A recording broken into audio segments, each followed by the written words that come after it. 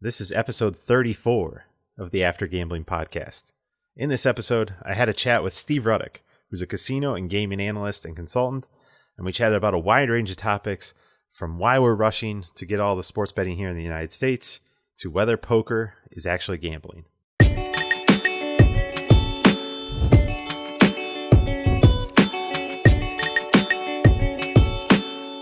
Hey there, and welcome to the After Gambling podcast. My name is Jamie. I am a compulsive gambler, and I'm also the host of this show.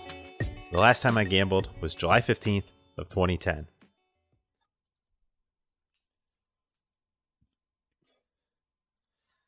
Now, as I said in the opener, this episode is an interview that I did with a guy named Steve Ruddock, and Steve is a very knowledgeable source for gaming and casino industry.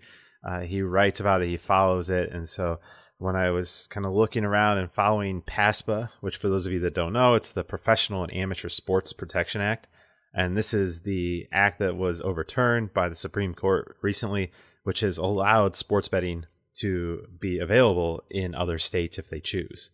And so Steve's really knowledgeable on this, and one day I kind of saw some of his stuff on Twitter, reached out to him, and he was gracious enough to come on the show. And so we did a nice little interview. We chatted about a lot of different things. I really think you'll get a lot out of it, kind of get you up to speed on what's going on. And Steve has some great points on why we should really kind of slow down and really think about what we're doing when it comes to expansion of gambling. So without further ado, here's the interview I did with Steve. Well, Steve, hey, man, I appreciate you coming on. The one thing I noticed just kind of following you on Twitter was that you've been one of the people that have constantly, I guess, been calling for everyone to kind of slow down a little bit. I mean, PASPA was passed, and I think there's this kind of rush to do stuff. So, I mean, first of all, I guess I appreciate kind of that. But I guess if you could just kind of share, what are your thoughts? I guess what's kind of going through your mind on potential problems that you see, or why you kind of think people should sort of pump the brakes? Well, typically in gaming, the operators, the developers, they want their product to the market as fast as possible. And it's the job of the regulator and whatever laws have been written to kind of slow that process down. So to set up safeguards and different ways for the regulators and operators to work together to make sure that what they're putting out has been tested properly. So what we've had so far is operators getting in as quickly as they can.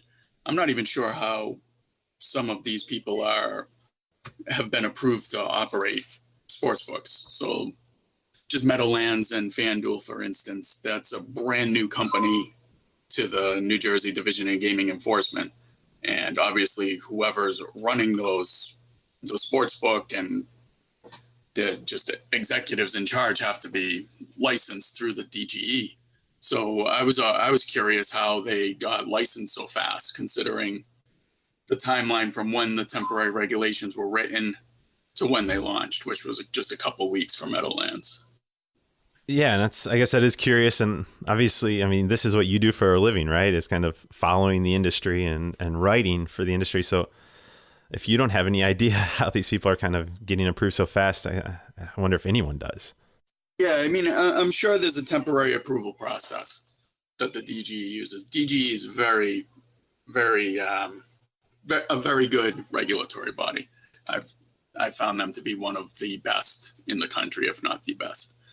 But it's curious to me why there's this rush to let these sports betting operators into the market when something like a new terminal game or a new table game could take 6 months to a year to get approval. When online gaming came into New Jersey, it was months-long process for companies to be approved by the Division of Gaming Enforcement, these overseas companies. So it seems odd to me that sports betting is being treated differently. Yeah. Any gut feeling why? I mean, obviously, I don't think we have any reasoning other than just, I mean, is it just for money? Is it because they think it's different? I think a lot of it is just the exposure it's gotten, and people are like, oh, this is legal, let's get it to market fast enough while people realize, while it's still a hot topic. I mean, if it was a typical, to kick back to the online gaming analogy. So they legalized online gaming in early 2013. It launched in November. That was considered super fast Wow. at the time. So, yeah, so you have a 9-month window for online gaming. I mean, obviously, it's a different thing. It's land-based casino is much easier to regulate just a certain section of it, like sports betting. They haven't gone online yet, even though they're supposedly they can at this point. It was a 30-day moratorium. So they could go online now, but you've noticed they haven't. It's probably for testing reasons with the Division of Gaming Enforcement. Problem is, what is the rush? I mean, what are we gaining by rushing this to market? A couple months of revenue, of sports betting revenue, which is maybe what, a couple $1 million for the state. It's not like it's like if we don't do this now, we're never going to get this revenue. Yeah, that's the part that I don't get. I mean, I'm a marketer and I understand, I mean, being first to market, but I mean, it's also just that convenience. And I think a lot of these, I mean, the state regulators, I mean, that seems to be kind of their thing they're going to is, hey, we don't want our neighboring state to be taking all of our tax revenue. And it's one of those kind of drawing state lines and saying, we don't want our money to go outside. I mean, that's what brought casinos here to Ohio. The big push was everybody's going to West Virginia. They're going to PA. Well, actually, at the time, I don't think PA did, but Michigan. And so that was kind of the push in. But like you say, I mean, you're rushing in for sort of small potatoes in the big picture. Yeah, and I don't understand what the first mover advantage gives you in sports betting. Or if it was a casino. I mean, if I had a casino in Atlantic City and then I was authorized to open one 10 miles away, having that first mover advantage in Atlantic City isn't really a big deal, because once the other casino opens, proximity and however nice it is and how well it's run is going to dictate which one gets the customers. So with sports betting, it's the same thing. I mean, yeah, you can say I want the first mover advantage so that the revenue doesn't go to New York. But as soon as New York offers sports betting, what are people still going to drive to Atlantic City and to the Meadowlands when they can just open up an app on their phone or drive to, Resort World or whatever? So it's like the first mover advantage makes sense in something where your market share is ubiquitous, like online. So if you did get online up and running first, maybe you grab those customers first and they stay with you. But when it's land-based, it's just proximity and how well your product is. Yeah, and the other part of first mover advantage is you could be the first one to make mistakes as well. And I think that's something I know you've kind of pointed out with the Meadowlands, right? And that's a lot of people probably don't know that. So I mean, I guess if you could share kind of the quick version of what went down. And I know a lot of people said, hey, this is small potatoes. And I think some people even called you out for like making it a bigger deal than it was. But I don't think they understood what you were getting at, the underlying issues. It's a very small issue. So the sportsbook closes at 1, vault closes at 1.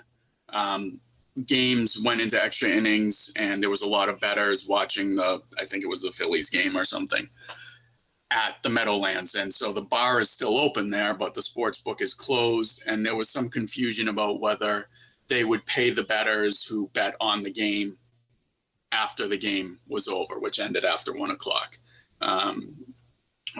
Word on the street is that some people got paid, other people didn't, because they ran out of money in the drawer because the vault was closed. But that is something that should have been discussed before you launch. That's one of those like what if questions that the regulator typically asks. Okay, so what if there's a rain delay and this game goes really late? What if, just all of these different things that can come up during operation that the operator doesn't really think about until it happens. It's kind of like a restaurant where, okay, well, what if we run out of steak at 8:00? Yeah. There's got to be somebody there that asks that question for them to be able to solve it beforehand. That's not something you want to do on the fly. Oh, we're out of steak, so let's just make everybody angry and tell them they can only get chicken. Or, I mean, in some cases, you start hearing people kind of fudging what's actually going on. So instead of, oh, we're out of steak, they might say, we're not authorized to sell steak after 8 o'clock. Or it's just some kind of excuse for what is going on. And I think that's what you saw at the Meadowlands was nobody really knew what to do because nobody had asked those questions. Very minor incident that is solved as soon as it happens. It will never happen again there, you would hope. But it's something that's completely preventable by not rushing. So if that happens, what else is going to happen in the ensuing months that we weren't ready for? And do you have any, I guess, thoughts on other things that you see? I mean, I know the one thing that obviously I'm passionate about, responsible gambling and problem gambling, both kind of putting money there and helping people kind of understand the issues, but then also treat people that do, I guess, fall victim to gambling and get gambling disorder. I know that's one of the topics. I guess if you could expand on that or any other topics that you see as kind of potential pitfalls down the road that legislators should be looking at. Yeah, this is something I've been on for a couple months now, is that a lot of these laws that are passing are just 100% revenue focused. And I think you have to, in this modern era where we've made quite a few advancements on the responsible gaming and problem gaming front, I don't think we should just, oh, well, we need to do this really fast. So let's get the revenue up and, the regulators and operators can take care of the responsible gaming stuff, which they do to an extent. But online gaming in New Jersey had something written into it where annually each licensed operator had to pay $250,000 to responsible gaming and problem gaming funding, treatment, research type thing. And that's given us the Rutgers study that they do annually, which kind of explains, they look at all of the online players, their playing habits, and they kind of break them down into categories. And it's given us some of the first real problem gaming information because nobody funds it. There's very few states that have funded it. But what we've seen recently is the states that are coming online or opening casinos for the first time are putting those things into their bills. They're trying to mitigate those social harms as best they can, as best we know right now. I think you obviously know that there's just not a lot of information about problem gaming and responsible gaming compared to other things. So Massachusetts has a great program where they've looked at everything from property values to crime rates, credit card fraud. They look at everything, where these people are coming from. There's about 6 studies they do that they started before casinos were opened, and they're continuing throughout. So they're kind of looking at, okay, these are the things we're noticing changing. These are social harms. How can we best counteract that? So at least there's some type of baseline information. There's some funding to it. But with sports betting laws, you're not getting any funding. So you're just ending up with the same, old gaming laws that we've seen in other states where there's like, oh, you have to have the 1-800-GAMBLER number on somewhere visible. I think at this point in time in 2018, we're beyond that point, and we need to start thinking about actually funding these programs and doing more research. Yeah, and so I guess what I'm hearing, there isn't much aside from just kind of the slapping the 1-800-gambling type numbers on things right now. It's, I mean, the things that are expected of land-based casinos. I know here in Ohio, I think it's 2% of revenues goes into a fund for problem gambling. It's like 33% is the total tax, which I know a lot of people with sports betting say that's not feasible, and I don't get into the math on that or know it. But it sounds like you're saying the sports betting laws are just kind of eliminating any responsibility. I mean, the responsibility's there. The regulations do have basically the same protocols as you would get in other parts. But what's not happening is additional funding. Yeah, so like I was saying, I mean, from what you said, Ohio putting 2% towards problem gambling is a ton compared to other states. I mean, some states do 0. So it's pretty good that they're doing that amount. That's probably one of the higher states, I would imagine. But there's with the sports betting laws, there's an opportunity for these states that aren't doing anything with responsible gaming and problem gambling now to look into that. But if they're not going to, if they're reopening their gaming laws to add sports betting, they should also look at what they're not doing. And one of those things is obviously problem gambling treatment and funding. Yeah, and like you said, I mean, Massachusetts, I mean, that's a state that everyone should look at to kind of say, okay, this is the way to do it. I mean, they definitely leave no stone unturned, and I think it is interesting as we get more research. And that's, like you said, the frustrating thing is that there is such a lack of research, which then leads to lack of understanding, which then is kind of, hey, let's push this through because we just assume that there is no problem. And kind of, I know Massachusetts, and the other place that's doing a ton of research is Australia. And a lot of the research that comes out, as somebody that's been through it and has had a problem, has met a lot of people that have problems. I mean, even just on the language used in responsible gambling campaigns, it's interesting to get feedback through research to make more informed decisions. And I think that's kind of where I think we're aligned in that we realize that when we can fund and get this research, then there's so much value long-term to understanding problem gambling and also making sure that the product that we put out is something that's safe for consumers. And it also lets you know what is working and what isn't working. So, I mean, there's a lot of, in Massachusetts, the Play My Way program, which is you put in your player's card in the slot machine and ask if you want to set limits, different limits. They're not set in stone. You can go past them, but it lets you know, hey, you're 50% to your daily limit, you're 75%. And then when you get to 100%, it asks you to make an affirmative. Do you want to keep playing? And then would keep going. But I mean, some of the things they found with that is that people set higher limits than they would if they didn't have to. Or when people do change their limits, they're changing them way up. So there's different things where, somebody might come to the casino and say, okay, I'm going to spend $300. And then says, oh, do you want to set a limit? And they say, well, I don't want to hit that limit. So yeah, I'll set it for $1,000. And then they get to 500 and they're like, oh, geez, I just went 200 above what I was planning on. You have to look at these programs, you have to enact them and then figure out what's working and what isn't working. Absolutely. And that's been kind of my call for getting 360 view of gambling. So, I mean, bring everybody to the table, from the operators to the researchers to people like myself, the problem gamblers, because yeah, I can tell you, I am going to set that limit really, really high to something I'm never going to reach. And the clicking affirmative. I mean, when you're in that free fall, it's that would just be a very small bump on the road. It's a good process, and that's where there's a lot of good thoughts going, and we just have to try them and test them. But the more that we kind of hear from everybody, I think we get better legislation, better programs for the product. So that's cool. We'll just transition. I guess the one other thing, on problem gambling, I mean, you've worked in the industry for a long time. Is any personal kind of views, not your personal background, but people you've met that you've seen the harm, does that kind of shape your views of saying, hey, this is something we need to devote more resources to? I mean, I used to play poker professionally back late 90s, early 2000s. So, I mean, at that time, I always looked at everything else in the casino was gambling and poker wasn't, which was, I think, everybody's kind of default.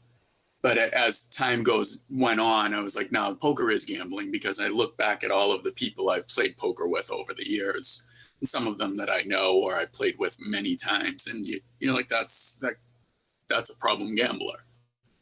So, I mean, it's just something from my own experience. And then I've had a lot of discussions with different people online, and then people I've met at conferences. Keith White from the NCPG, who's just an awesome resource, knows everything about what's going on. So I've had a lot of conversations and just personal experience, and it's something, my mentality is, if I'm going to be like semi-promoting gambling of any kind, where I'm a legalization regulation person, I feel that's the best way to go about it. I think it's better than the black market. But if I'm going to do that, then I have to do it responsibly myself. And for me, that comes down to making sure that I'm not selling gambling as a get rich quick thing or as like a thrill thing, but it's entertainment. If you do it responsibly and you use money that you were going to use towards other forms of entertainment, it's okay. But when it's not fun, which is I think the MGM new slogan, when the fun stops, when it gets to that point, then yeah, it's something that everybody who's involved needs to be like, well, I'm partially responsible for maybe, messing up somebody's life. Yeah, and you summed up. I mean, I was also a poker player. I mean, 99% of my gambling was poker, and it was one of those things you could easily convince yourself it was different. The math side of me wouldn't let me play any type of table game or slot machine or anything like that. But it's amazing, all the other things. I mean, you can't just stop. You can't just if you can't stop tilt, then poker is never going to work for you. And if you can't stop chasing losses at roulette tables or other places, that seems to be the common thread. So I appreciate you kind of throwing out that thought, that understanding that, yeah, poker is gambling. You can't separate it into its own little thing. So I've mentioned before to people that, okay, winning players usually will say it's not gambling, but when you're not a winning player, it's probably worse odds than roulette. If you're not a good poker player and you're playing in a game with decent poker players, the edge you're giving up is a lot more than 3%, 6%. So it's something where people say like, well, it's not gambling. Well, it's not gambling for 5 to 10% of people who are good at it. It is gambling for everyone else, and even for those people who are good at it, you're still gambling that you're better than the people you're playing against, and you might not know. It might be just an informed decision you're making, but it might not be correct. So if you're risking money, to me, it's gambling. Because right now, I'm not a winning poker player. If I play now, I play for fun. Like, if I sit down and I play in a game for $500, I don't expect to win. Where before I used to expect to win. So to me, it didn't seem like gambling. But now it's like, no, I'm just gambling here. I'm not. So, I mean, for most poker players, it's gambling. Absolutely. And then I guess kind of last couple things, just any other things with PASPA. I mean, obviously the NCAA, I was a former college athlete, and that's a big topic on protecting athletes. And I know the big topic I was up at the NCPG conference for the sports and gambling, and it was all on kind of protecting the integrity of the game. But I thought kind of protecting athletes, especially the college athletes, was one of the big things. Any thoughts on things that need to be considered for laws as we roll out sports betting throughout the country? Yeah, I think that for colleges and for less popular sports, so lacrosse or whatever, if there's going to be betting lines on those, I think there needs to be serious caps on the amount that can be wagered. Just that's, to me, that's how you protect the integrity of the game and the athletes themselves, is you make it so it's not worthwhile for people to fix games. So, I mean, if you had an NCAA game in the MAC conference or something, and you put $100 cap on the betting line, then, what's somebody going to do? They're going to place, $100 bets and then pay the athlete $5,000.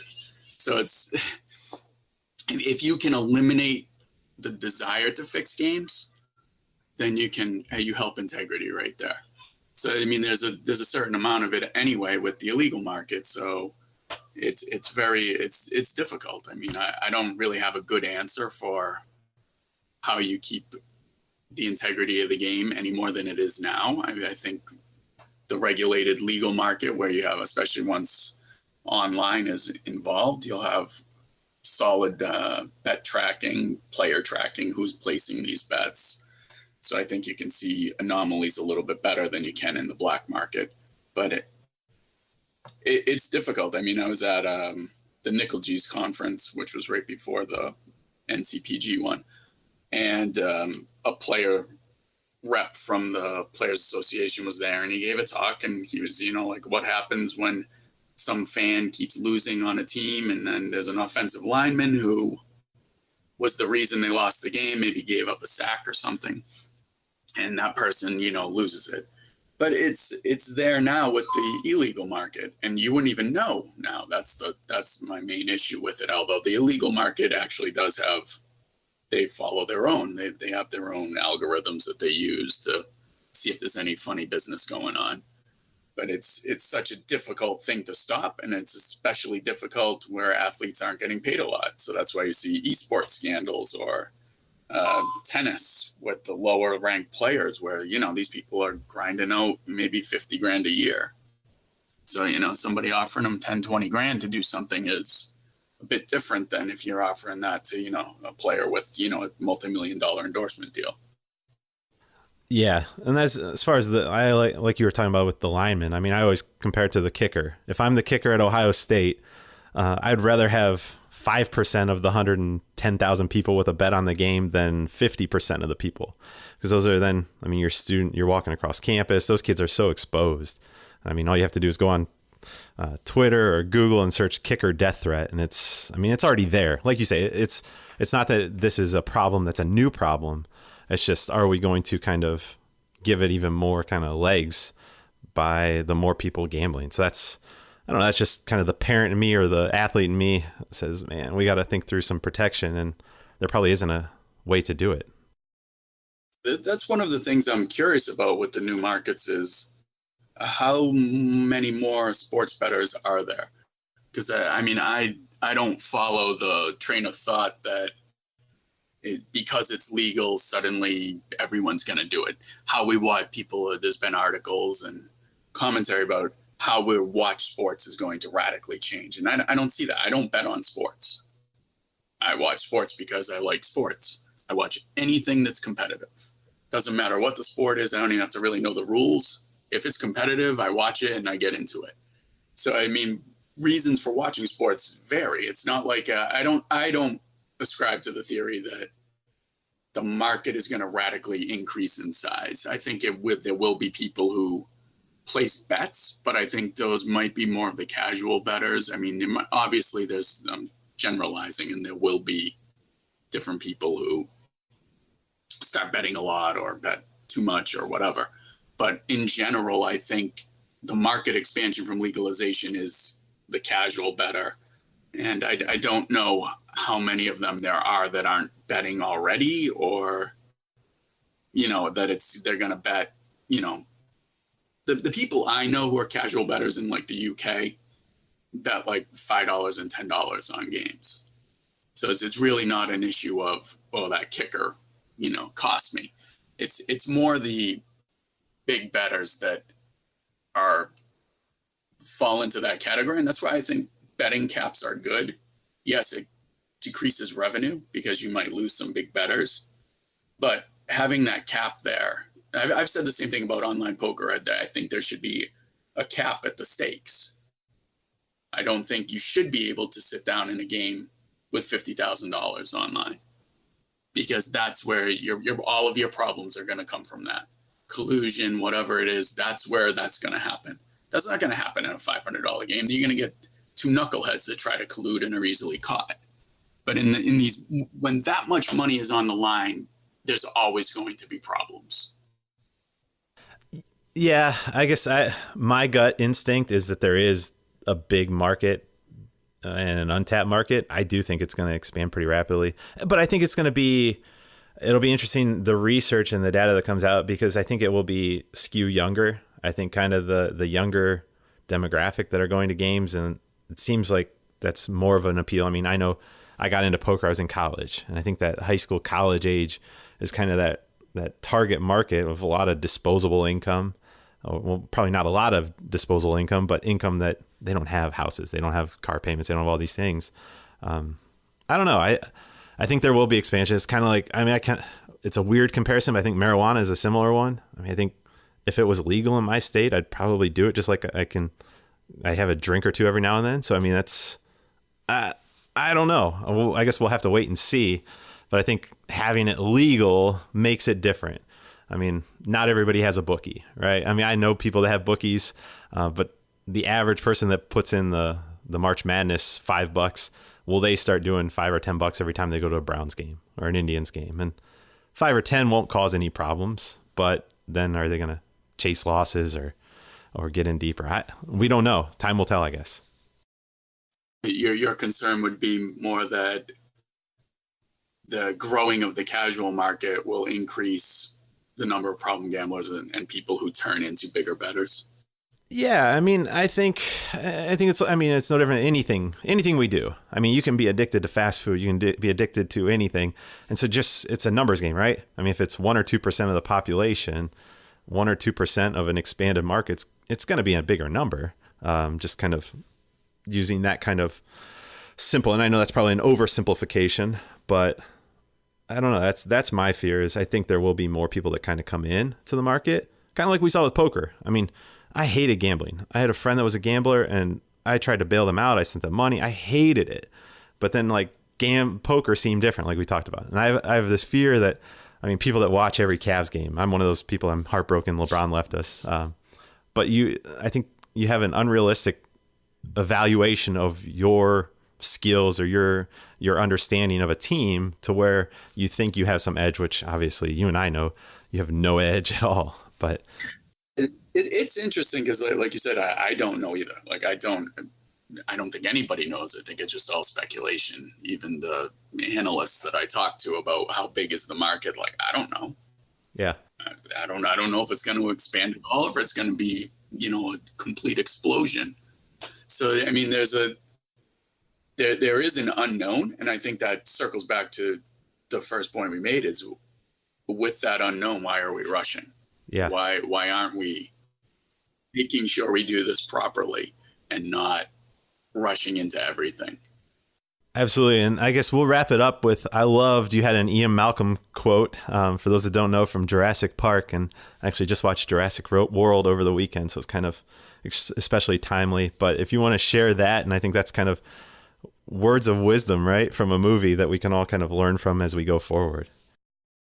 Yeah, the exact quote I had to copy paste from movie quotes, but it's something along the lines of, you're so busy thinking about if you could do it, you didn't stop to think if you should do it. And that's how I feel about sports betting right now. The sports betting laws that are being enacted, yes, PASPA has been repealed and you can legalize it. That does not mean you have to legalize it. And it does not mean you have to legalize it tomorrow. Yeah, and I love that. And I think that's, like I say, words that we can wrap this up on. And Steve, thanks for coming on. Really appreciate it. It's good to have all perspectives.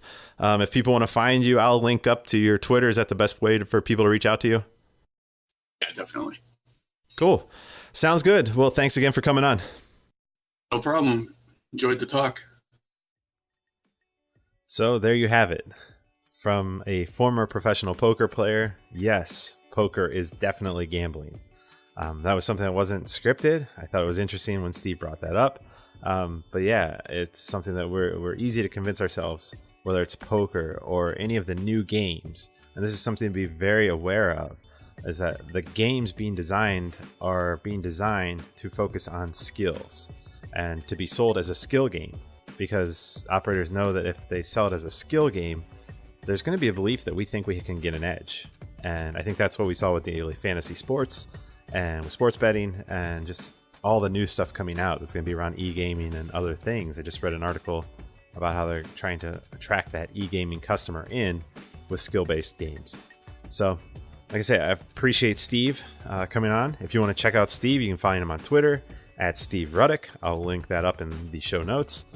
So yeah, really enjoyed this. Hopefully you got something out of it. I know it's a little bit different than what we normally do. I'm going to be doing some interviews like this with different players throughout the industry.